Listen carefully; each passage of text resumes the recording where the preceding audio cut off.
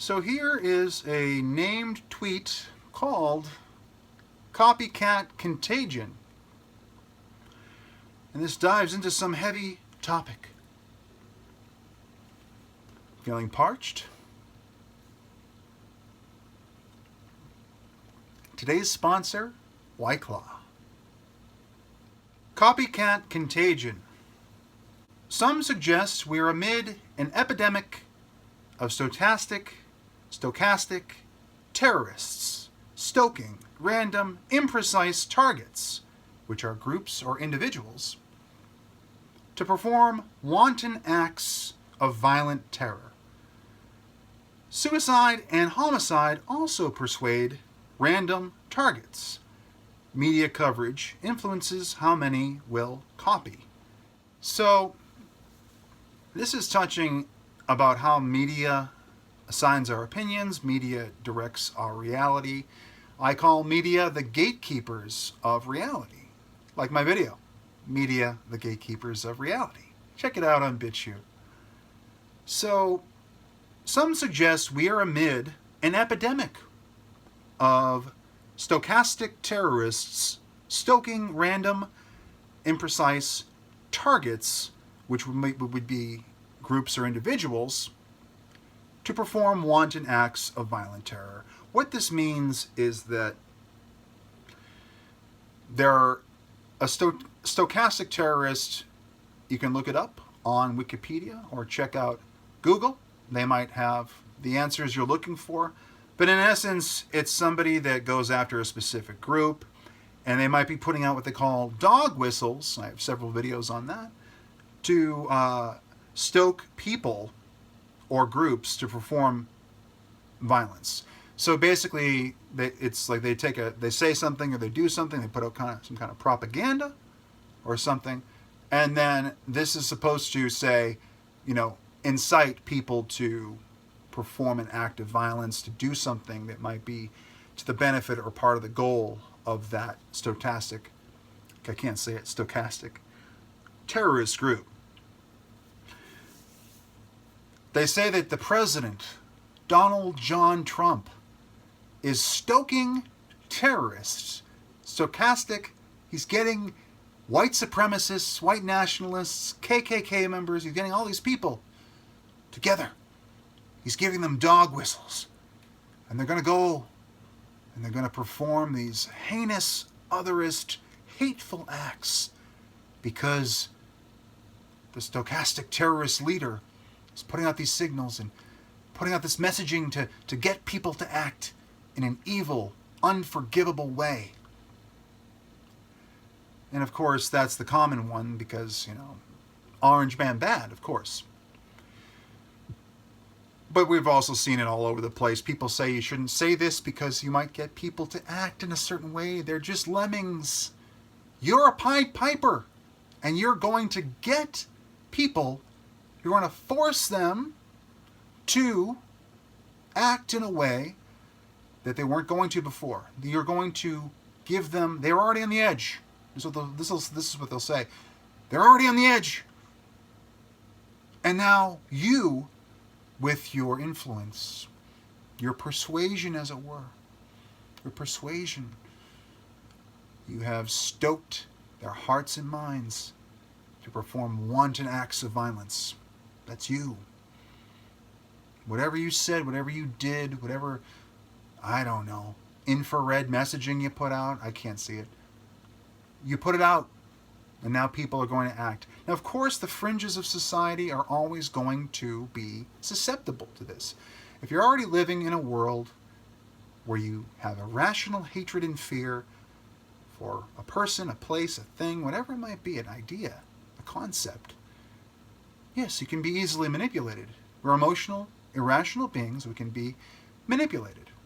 Our opinions are assigned, as I talk about in my tweet, Based 10. That was an idea that I learned from Scott Adams. But basically, this idea is that people don't really have their own individual agency. There's a bit of a third person effect. Other people are acting in a way where I know what they know and don't know, and I'm going to say things about them. I'm going to try to pretend I can read their mind. I know everything that they know, and they don't know. It's easy. They call that third person effect. They're not aware enough. So the point, though, was about the copycatism, because they have this idea of copycat killers. Copycat killers are people that see, a murder or some other act of crime or violence on the news, and then they might not have much going on in their life, they might be clinically insane, they might have a cluster B personality disorder or some other kind of personality disorder, and they're looking to mirror, they're letting the emotions of what's happening in front of them reflect, and they become what they're seeing. These are just psychological, psychiatric conditions. We're talking about crazy people. Not to be insensitive. Crazy people or people that are down and out, depressed, don't have much going for them. The idea is that they might be on the edge of I could be a sociopath or a psychopath. I've been killing cats and dogs. I've been harvesting their organs and stuff, but I've been wanting to level up. Ever since I saw that show Dexter, I've been wanting to level up to killing people. And now I saw this killer on TV. If he can do it, I can do it. Yeah. And that is a psychological phenomenon. We do have a little bit of that. It's called copycatism, or whatever it's called, however you want to frame or characterize it. It's the copycat effect. But I wanted to say here that suicide and homicide on the news persuade random targets as well, persuade people to act. These targets act. In the context of this tweet, they act. Media coverage influences how many will copy. So the media effectively is our window to reality, into the world, in a great sense. Like we have our nearby reality here and there. In our world, we have our job, we have our family, our friends, we have where we go on the internet. But frankly, when we're spending time check out my tweet, time watching, future video coming. We spend our time our screen time, our eyeball time with the internet. We don't actually spend time crossing the globe, going to every lab, looking at all the experiments. We don't have the intimate knowledge of everything that happens. We don't know anything really outside of what's in the room. What's happening here. The only way we know more is our media, our TV, our radio. Radio was an old technology developed around the 1920s. You know what radio is, but for the newer viewers, radio is a thing. Check it out.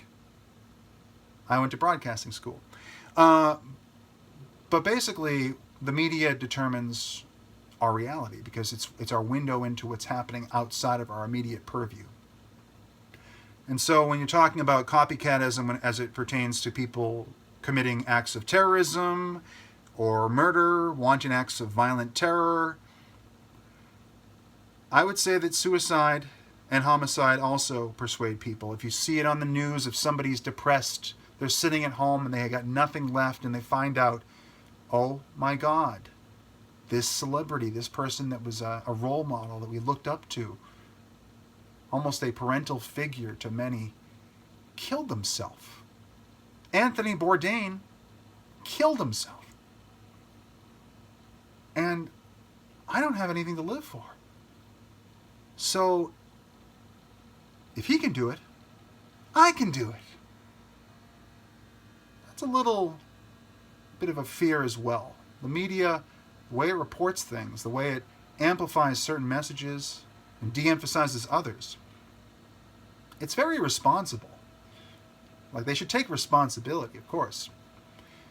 But in this world, I don't like to say just because someone said something means that people have to commit to doing it or copy it or whatever. I don't like to subscribe to this stochastic terrorism and all these things that say if just because someone persuasive talks, there has to be a cult of personality that forms.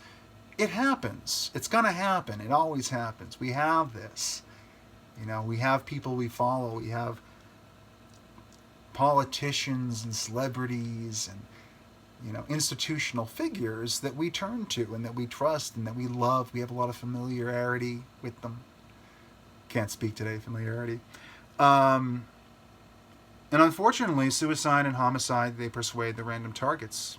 It's not just someone talking, it's literally seeing it on the news, and some people will be inspired to act, and the media should be careful, again, about what their messaging is and how much anger and fear they are going to provoke. I know it's good for persuasion.